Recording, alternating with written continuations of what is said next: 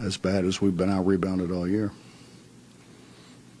They made more shots than we made. They've got Buddy Hield and we don't. The rebounding output, something they did, something you guys didn't do? What was part of that? Yeah, they got them and we didn't. I don't know. I mean, we generally hold our own on the glass. We didn't do it today. But I mean, that was the whole emphasis. They got 22 points in Norman on offensive rebounds and kickbacks to guys, 15 from 3. So it wasn't like we didn't know. It wasn't like they weren't told. It's not like we didn't prepare for it. They just did a better job than we did. What are you trying to do with Javon Carter? He's struggling, obviously, shooting. What are you trying to do with him in the second table minutes? Should he be getting more shots up? We have to be able to get more shots up. I didn't see him open much. Maybe you did, but I didn't see him open much. So JC's had a bad year. I mean, he struggled. He struggled shooting the ball.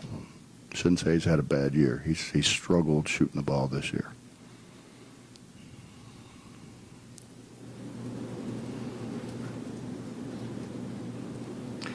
But Mitch, we got to stop turning the ball over.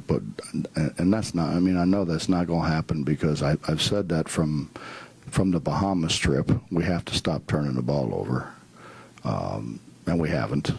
We haven't stopped turning it over in practice.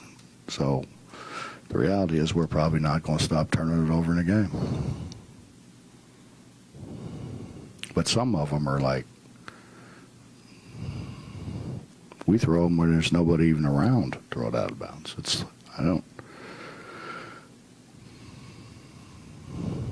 You haven't created as many turnovers the last couple of games. Obviously, Dax has been out, so it hurts your rotation. Can you explain, are they just people doing a good job against your press? Well, you can look at it two ways. They're doing a good job, we're doing a bad job.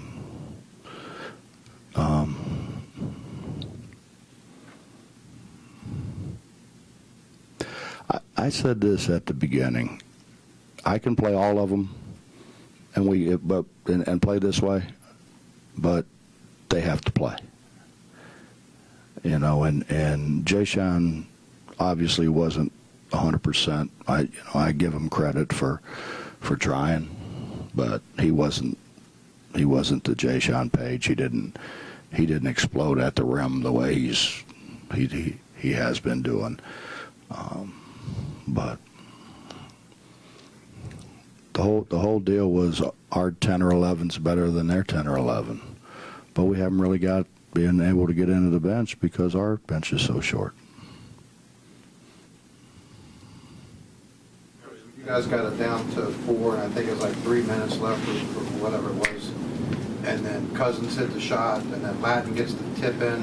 How much of that was just them making plays, and how much of that is being tired or frustrated? No, I thought the turning point was when we ISO'd Devin and he drew and they called the offensive foul on Devin.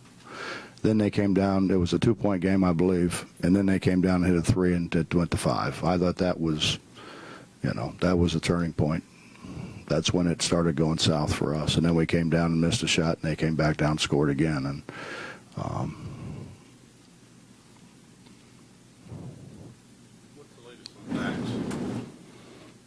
Mitch, I don't know.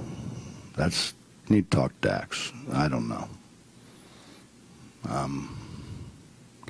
The only thing I can tell you this, I've been doing this however many years it is, 30-some, 36. I have never, ever played a guy who doesn't practice. And until Dax practices, he is not playing in a game. That's not going to happen.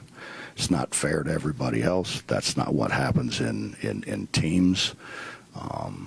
I start letting guys play who don't practice. I'll have everybody not wanting to practice. And that's entirely up to Dax. That's not up to me. Well, I guess it was before the TCU game because he played the TCU game. I mean, he's got in a little bit here and there, but you have to prepare to win. I mean, that's the biggest part of it. I think what Coach Knight say, it said everybody has the will to win, but few have the will to prepare to win. And you know, we're not good enough to show up and win. We're not. We have to work our butts off. We got to turn people over. We got to rebound it like crazy. We got to get more shots in our opposition. And you know, to think you can go out there and do that without preparing, you can't. It's hard enough, you know. It's kind of like I told. We lost to Xavier in the Sweet 16. I told Deshaun and Wellington they took plays off. We lost to Oklahoma, comes to mind, in Charleston, and they took a couple plays off. And I said, Day, we're never going to be a great team. You're never going to be a great player until you stop taking plays off.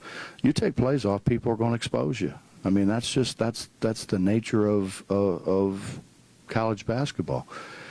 And yeah, that's hard for somebody like Issa not to take some plays off. It's hard. I mean, I know it's hard, but you know, he's got to get to the point where he doesn't take plays off. You take plays off, you fumble the ball, they get it. You know, you take plays off, you make a blob of pass instead of making a good pass.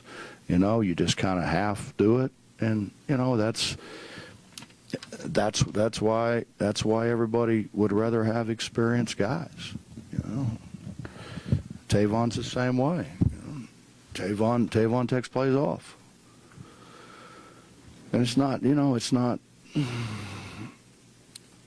It's something that they have to work on. It's not easy. It's a tough deal. But if we're going to be really good, we can't have guys taking plays off. That's. Devin said that you guys were worried tonight about other stuff, what you should have been doing, foul calls, them being maybe more physical than you are fair. Well, Devin was worried about foul calls. I wouldn't say all of us were. I don't know, Mike. I just wish, and it's impossible. I know it's impossible, but I just wish that there could be some consistency. You know, that's all. And I'm not knocking these guys. That's not the purpose of it. I'm not. It's just it just is so. It gets so inconsistent. And it always has been. I mean, I'm not saying it's changed. It always has been. Do you see frustration from your players either because of that or other thing, and is that kind of snowballing a little bit? I don't know. I've done this for a long time. I know this. I know the people that I want on my side are people that are going to be they're going to be pissed off, not feeling sorry for themselves. I don't want those guys. I don't want those guys on my side. You know, I don't ever want to go into competition with people who are feeling sorry for themselves with their head down. I mean, Oklahoma is the number 3 ranked team in the country, and they lost 2 in a row before us, and they came in here, seemed to me like they were. I mean, that's how we got to respond. And if we don't respond that way, then I told them in the locker room, then you're not much of a competitor.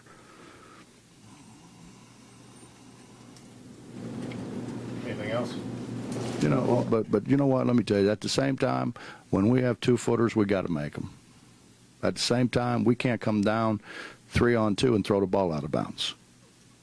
You know, Tony said we were 3 for 13 on layups or dunks, whatever, and I didn't think we had a dunk, so it couldn't have been a dunk. 3 for 13. You got to score those, or you got to score the majority of those. You know, so who's feeling sorry about who? What? Make some free throws. Guard your man. You know, there's things that you can do. So if they feel sorry for themselves, I got the wrong guys. I got absolutely the wrong guys. And if I got guys feeling sorry for themselves tomorrow, you probably won't see them next year. I want guys going to compete. I want some guys that are pissed off, because I'm pissed off. Let's go win. worry about all that other stuff. Thanks.